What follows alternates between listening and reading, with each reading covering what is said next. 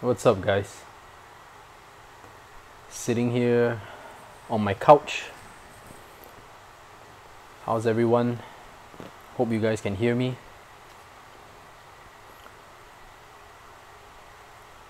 So let the stream populate a little bit more before we get into it.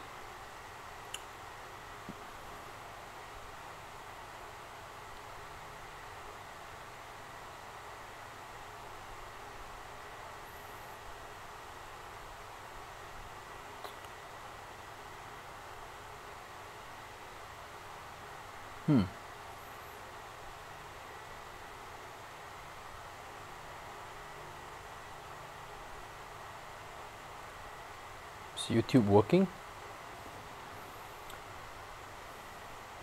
Alright guys, so I guess today is one of those days where you just have to put it out there.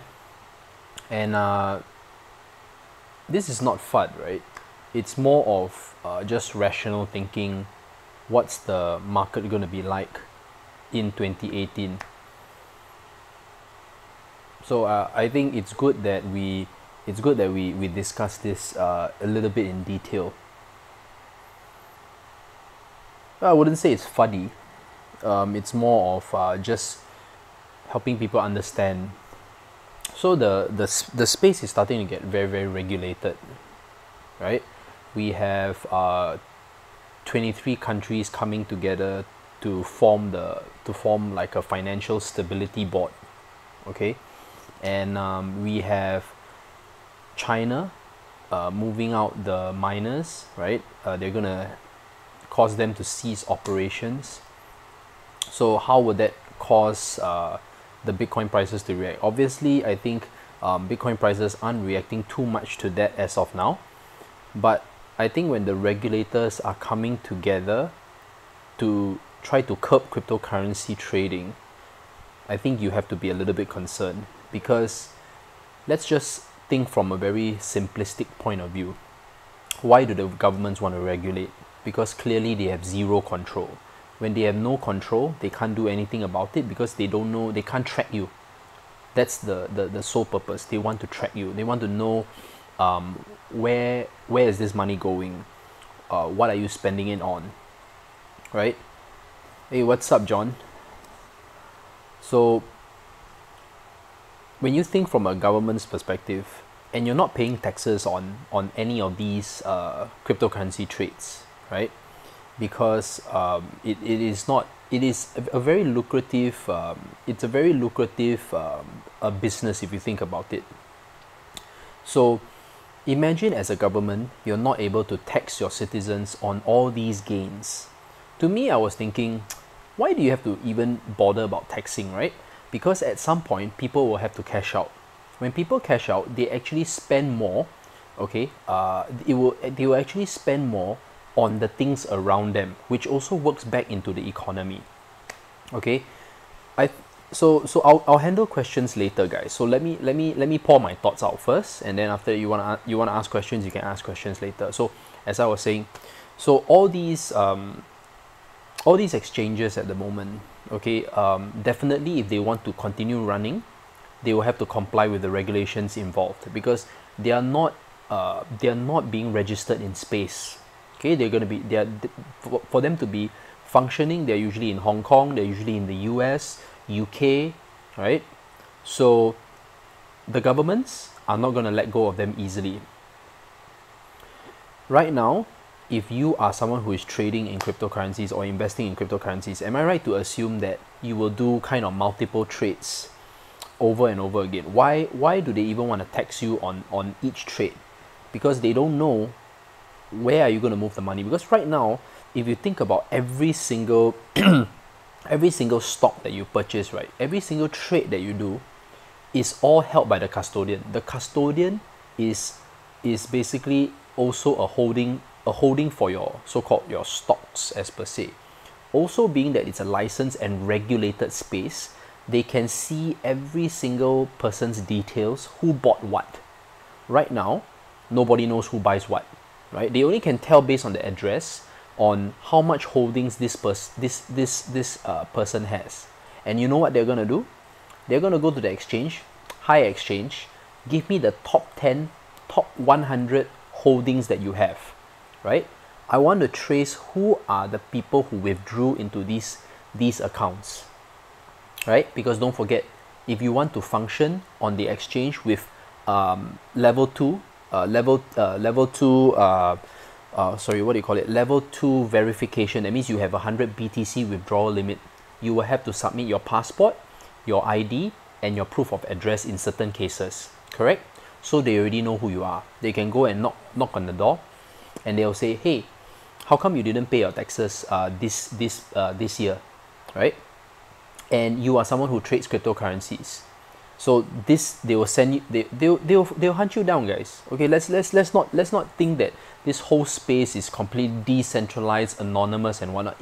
That's beside the point. When it's anonymous, that's okay. But let me ask you a question. If no merchant is allowing you to go and purchase stuff, to pay your bills, to buy things, to eat, just the simple things, just think simple, guys. Don't think too complicated. Do you think your crypto is going to be worth anything? Okay, do you think your crypto is going to be worth? I'm talking sense, guys. My whole business is cryptocurrencies, right? And all these regulations are necessary at the end of the day. Okay, when will it happen? No one knows. Okay, I'm not giving you a timeline. I'm just discussing this with you guys because I see it happening. So a lot of people don't think on this kind of in-depth level, but it's good to at least get the thought process going, correct? This is how I would think if I'm from a governing body. First, I need to choke off the speculative element first. I also want to have an advantage if I'm going to be buying up certain blockchain projects, right? And if I have to be buying certain blockchain projects at exorbitant inflated prices, I'm not going to do it, right? I don't want to do it. If I want to buy up quantum, I want to buy quantum cheap. I don't want to buy quantum expensive. I don't want to buy it at 5B. If I can buy it off at like 100 million, why not, right? Because to me, who is creating that value? Market makers, the people, right? They are holding up, they are helping the value because now they have a chance to participate.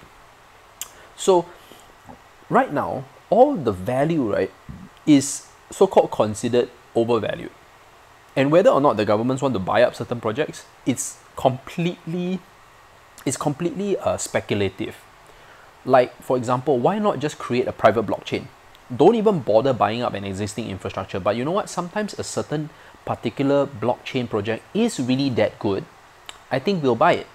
But does every country have that kind of financial resources and financial firepower to do so?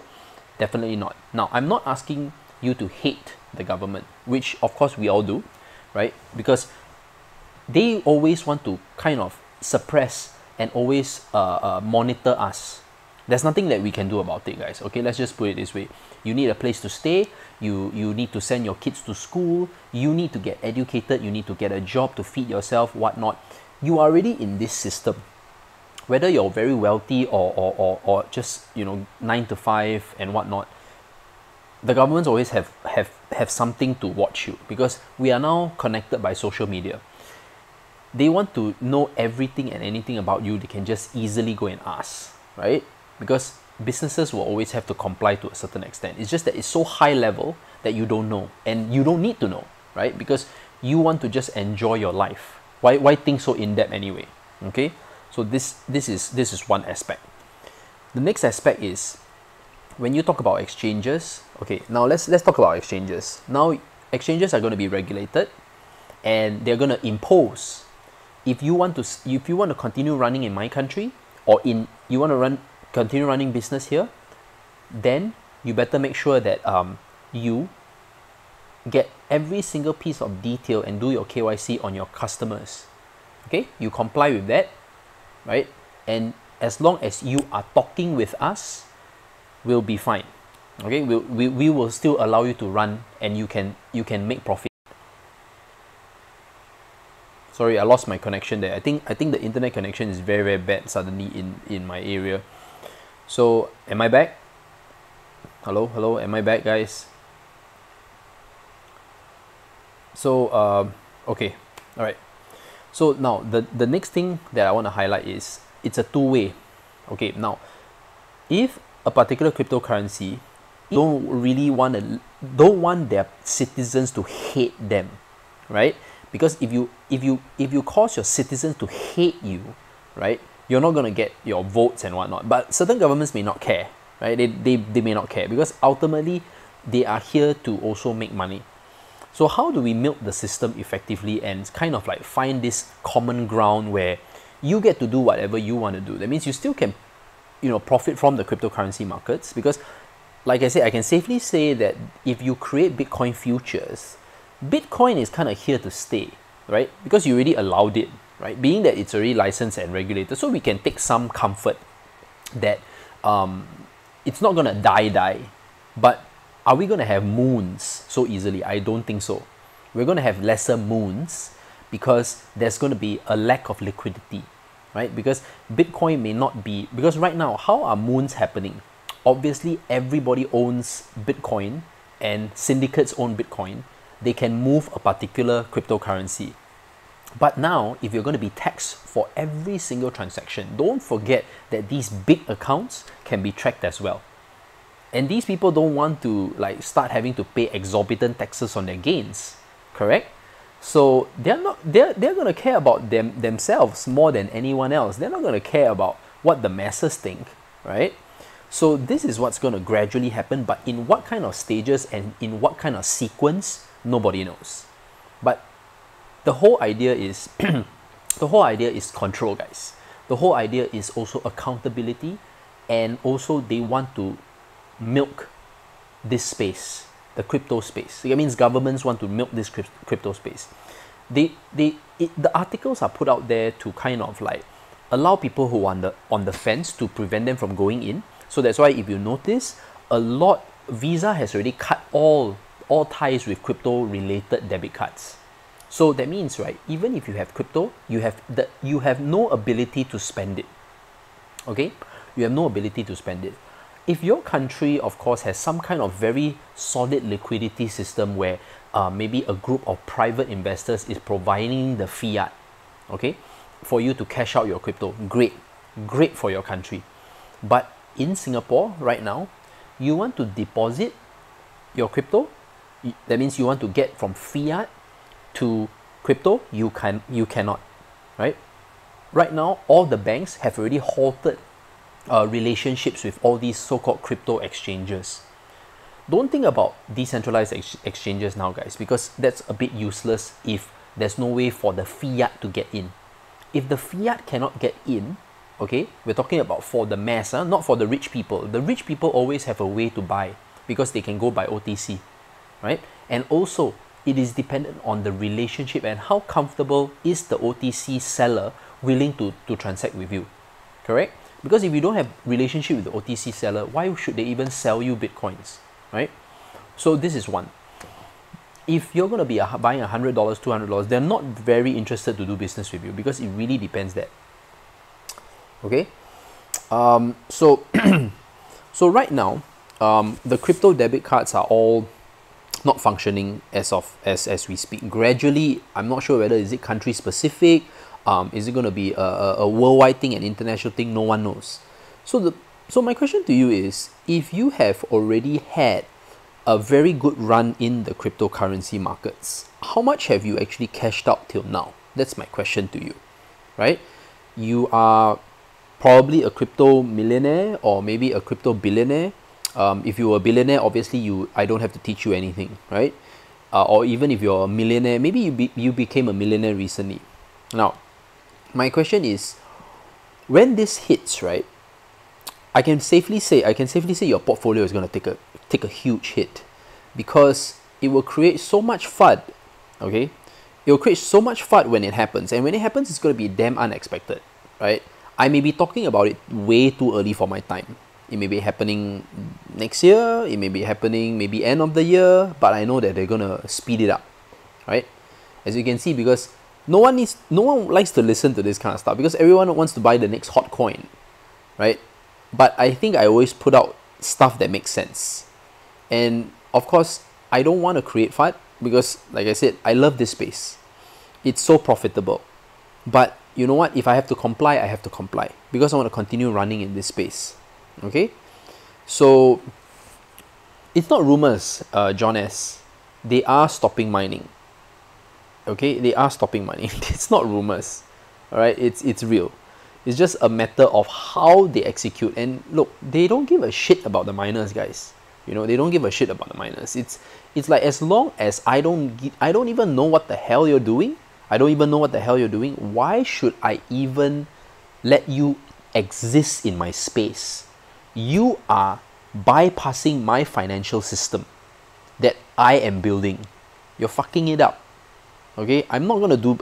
Look, if you want to do business, let's do business.